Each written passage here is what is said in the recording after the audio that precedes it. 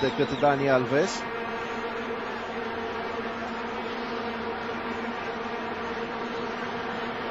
Dacă îi iese, ar putea rupe plasa la forța șutului său.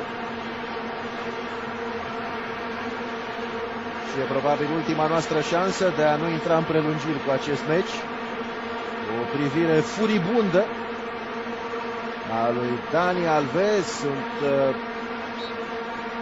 mai puțin de 20 de metri de poarta lui Cunei. Alves, gol! Gol, Brazilia! Iată cum a stat Dunga cu mâna la gură un meci întreg, a mutat decisiv și Dani Alves duce Brazilia în finală, îmi permit să spun. E clar, greu de crezut că se mai poate întâmpla ceva. Suntem în minutul 43, vreo 5 minute cu timpul suplimentar până la sfârșitul acestei a doua semifinale a Cupei Confederațiilor. Și a fost nevoie de execuția lui Dani Alves pentru a lămuri lucrurile în proporție de 99% în această partidă. Cartonaj galben încasat de jucătorul brazilian.